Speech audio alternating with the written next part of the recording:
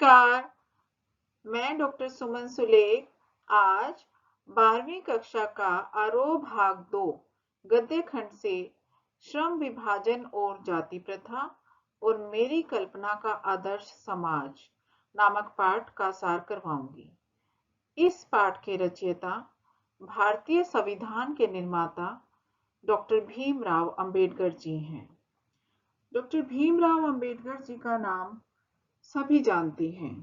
Doctor Bhimrao Ambedkar लोकतंत्रीय शासन व्यवस्था के प्रबल समर्थक थे और वे समाज से जाति प्रथा खत्म करना चाहते थे और उनके कल्पना का जो आदर्श समाज था वो चाहते थे कि ऐसा समाज हो जो स्वतंत्रता, समता और भाईचारे पर आधारित हो।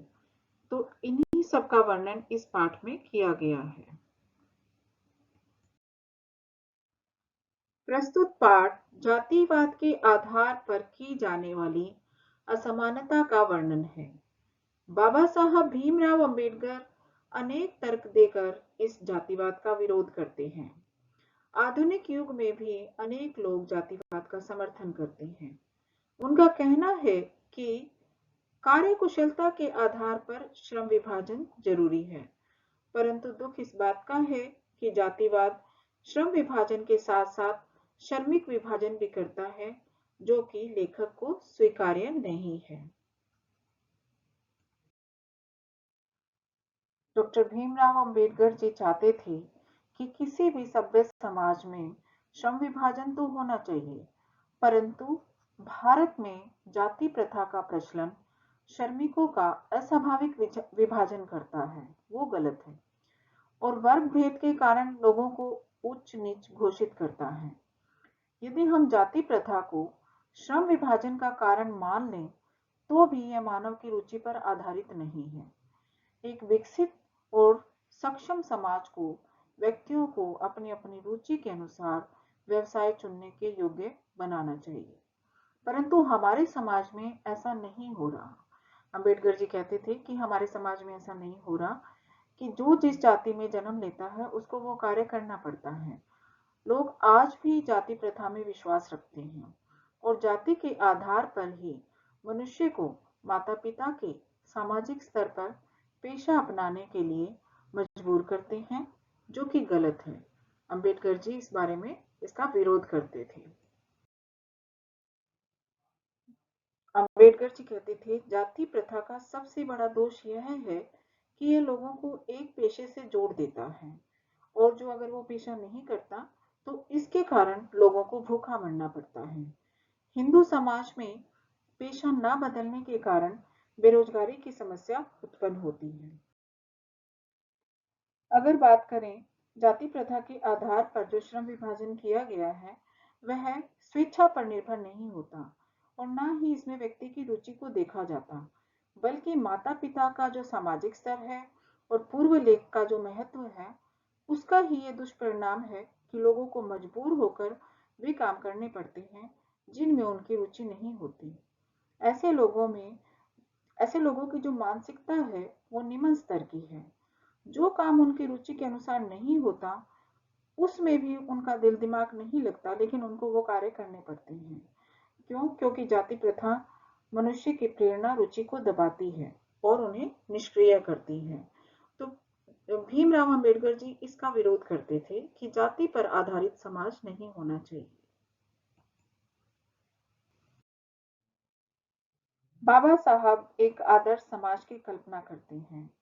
वे ऐसा समाज विकसित करना चाहते हैं जिसमें स्वतंत्रता हो, समता हो और भाईचारा हो और भाईचारे में सभी व्यक्ति आपस में मिलजुल कर रहें और चाहते हैं कि हमारा समाज गतिशील होना चाहिए ताकि वांछित परिवर्तन समाज में तत्काल व्याप्त हो जाए।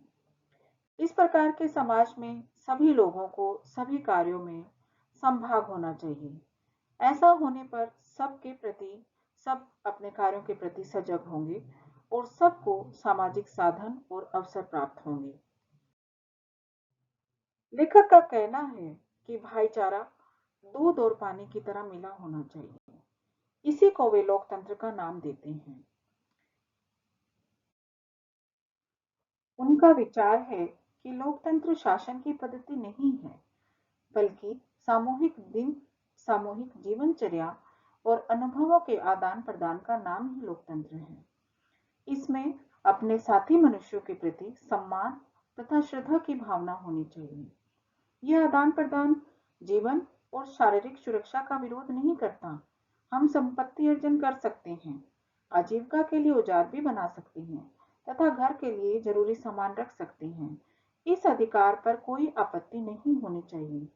लेकिन दुख इस बात का है कि मानव को सुखी बनाने के लिए प्रभावशाली प्रयोग की स्वतंत्रता देने के अधिकार के लिए सभी लोग तैयार ही नहीं होते, क्योंकि इसी के अंतर्गत प्रत्येक व्यक्ति को अपना व्यवसाय चुनने की स्वतंत्रता मिल जाती है। यदि यह स्वतंत्रता नहीं मिलती तो मनुष्य अभावों के कारण दास बन जाता है, और दासता का संबंध कानून से नहीं है। यदि मनुष्यों को दूसरों द्वारा निर्धारित व्यवहार तथा कर्तव्यों का पालन करना पड़े तो वह भी दासता कही जाएगी। और जाति प्रथा का यह सबसे बड़ा दोष है कि मनुष्यों को अपनी इच्छा के विरुद्ध पेशा अपनाना पड़ता है। तो डॉक्टर भीमराव अंबेडकर जी चाहते थे कि समाज में समता हो, सभी लोग समान हो, भाईचारे पर आधारित हो और किसी प्रकार की कोई भी किसी वंश परंपरा के आधार पर या किसी ऊंच नीच के आधार पर समाज में वर्ग भेद नहीं होना चाहिए। सभी व्यक्ति समान हैं, समता के आधार पर ही पूरा समाज होना चाहिए। डॉक्टर भीमराव अंबेडकर जी ने ये बताया। फ्रांसीसी क्रांति में समता शब्द का नारा लगाया गया, परंतु यह शब्द काफी विवादास्पद रहा। जो लोग समता की आलोचना करते थे वो कहते थे कि सभी मनुष्य एक समान नहीं होते। भले ही यह सच्चाई है, परंतु यह महत्वपूर्ण नहीं है। समता भले ही असंभव सिद्धांत है, लेकिन यह एक नियामक सिद्धांत भी तो है। मनुष्य की क्षमता, शारीरिक वंश परंपरा, सामाजिक उत्तराधिकार तथा मनुष्य के अपने प्रयत्नों पर निर्भर है। इन तीनों दृष्टियों से मनुष्य समान नहीं होते। यदि ऐसी स्थिति है तो भी समाज को ऐसे लोगों के साथ असमान व्यवहार नहीं करना चाहिए, बल्कि प्रत्येक व्यक्ति को अपनी क्षमता विकसित करने के लिए नए विकास करने चाहिए और आपस में मिलजुल कर भाईचारे को बढ़ाना चाहिए।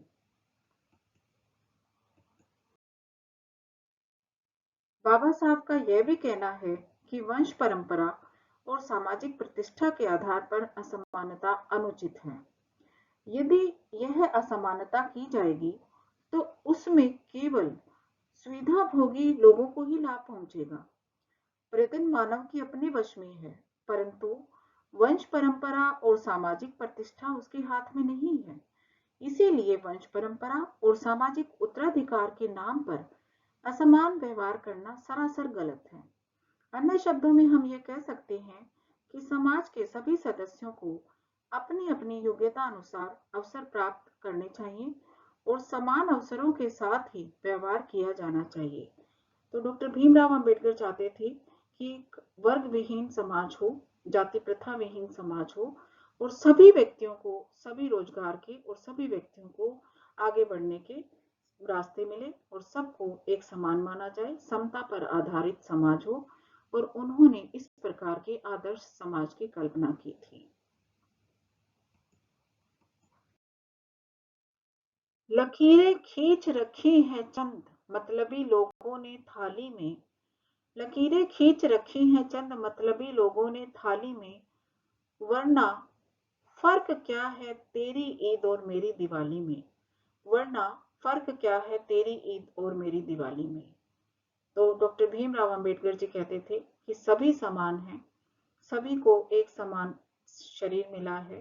तो यहाँ पर जाति प्रथा या वर्ग भेद या किसी हिंदू मुस्लिम सिख ईसाई के रूप में भेदभाव नहीं करना चाहिए, सभी व्यक्ति समान हैं। तो ये था हमारा पाठ, जाति प्रथा के ऊपर आधारित था, और जो कि भीमराव अंबेडकर जी जो चाहते थे कि एक आदर्श समाज कैसा होना चाहिए, भाईचारे पर आधारित होना चाहिए, समता पर आधारित होना चाहिए, स्वतंत्र विचारों वाला होना चाहिए। तो इस पाठ में ये वर्णन किया गया था। तो ये पाठ आपका था 12वीं कक्षा का, आपने इसे सुना, देखा, इसके लिए आपका धन्यवाद। और आप इसी तरीके से मेरी वीडियो देखते रहें, लाइक शेयर सब्सक्राइब करना ना भूलें।